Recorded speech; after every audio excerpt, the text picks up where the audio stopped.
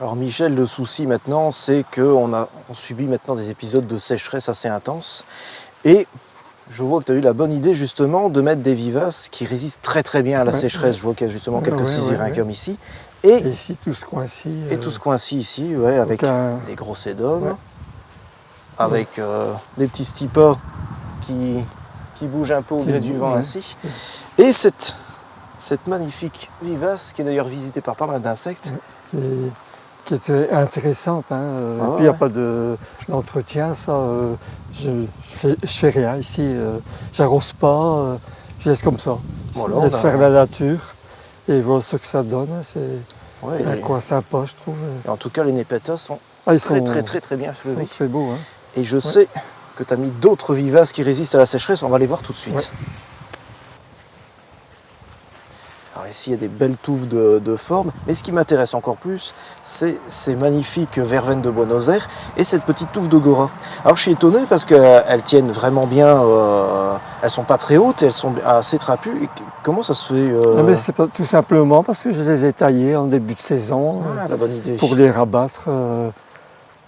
Et tu as taillé ça en avril, en mai ou... En avril. Avril. Oui. Donc bien avant que ça risque de fleurir et que ça remonte trop fort. Oui, bien sûr, avant la floraison. Hein. Disons qu'on est dans le nord, mais ah oui, ça sent un peu la Provence, non? Ça sent un peu la Provence, oui. Ah ben voilà, je me disais bien que ça sentait la Provence. On a ici des belles touffes de lavande. Et il y a d'ailleurs deux variétés différentes. Je vois ici qu'il y en a une plus compacte et qu'il y a une autre couleur. Tandis que l'autre, c'est plus longue comme ça. Alors encore ces petits stipas.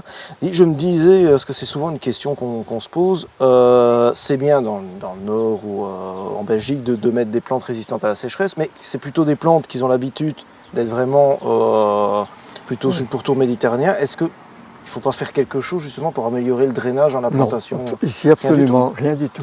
Bah, ici tu as mis effectivement des trucs très résistants. Planter et c'est tout. Et on attend que ça pousse. Et on attend que ça pousse. Et voilà le résultat depuis l'année dernière. Ah oui, quand même. Rien qu'en une année, tu as déjà une belle... Oui. C'est tous des pieds que j'ai reçus, comme ça, en cadeau. Alors on va pas amis. On va pas rester en ballottage, on va aller chercher une autre plante. Alors on contourne ici une Nepeta d'une autre variété que celle qu'on a déjà vue. On a encore ici les sauges qui résistent aussi très bien à la sécheresse. Et celle-ci qui est finalement assez peu connue, la Ballota pseudodictamnus. Alors, est-ce qu'au niveau de l'entretien, il y a quelque chose à voir avec cette plante? C'est une plante comme maintenant, après il faut la retailler. Elle a elle a plus que la moitié, pour dire qu'elle refait une belle touffe bien compacte et qui est présentable et qui est plus jolie aussi. Hein.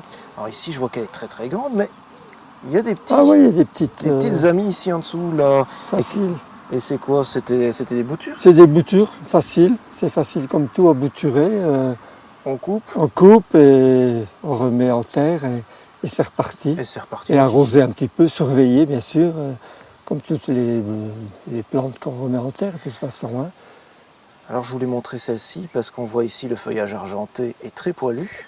Ouais. Et en fait, le feuillage argenté et les poils qui sont dessus, c'est ce qui permet à cette plante de bien résister à la sécheresse et au soleil. Ouais. Et justement, en passant dans ton jardin, j'en ai vu une autre qui nous fait ça aussi. On va aller voir tout de suite. Ouais.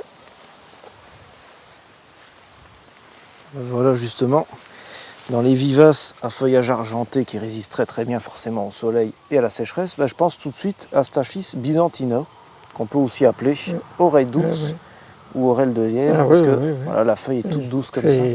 Alors j'adore cette plante parce que quand ça fleurit, c'est vraiment un superbe spot pour les bourdons, les abeilles, etc. C'est le paradis des insectes. Disons que je suis étonné parce que je vois cette belle acanthe là, elle est comme ça en plein soleil, en pleine sécheresse, on va dire ça comme ça. Ouais. Je sais ce que tu vas me demander. Ouais. Est-ce que tu l'arroses? Non. Non. Donc tu l'as planté et puis maintenant elle se débrouille toute seule. Tout. Non. Avec la sécheresse ici de mai, début juin, je n'ai jamais arrosé. Non. Ouais, pourtant, elle est bien belle quand même, elle fleurit vachement bien, elle est bien grande. C'est une belle variété, pas trop haute. Pas trop haute. Hein. Parce que j'en ai dans l'autre massif, là, elle est beaucoup plus imposante. Hein. Ah, je vais aller voir ça. C'est pas le même feuillage non plus. Ah, je vois qu'il y a ici des sauges clarées qui résistent aussi très très bien à la sécheresse. Bon, je vois les très belles fleurs oranges d'un bel hélénium, ça aussi, dans le genre de plante qui résiste. C'est dingue. Hein. Très joli dans les massifs. Très très beau, effectivement. Tu avais raison, ton acanthe est superbe.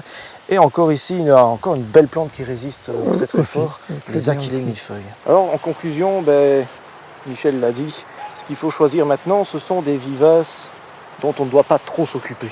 Effectivement, avec les aléas climatiques, on a des épisodes de sécheresse, évidemment, on a aussi parfois des épisodes un peu pluvieux, on a de temps à autre des gelées un peu trop tardives.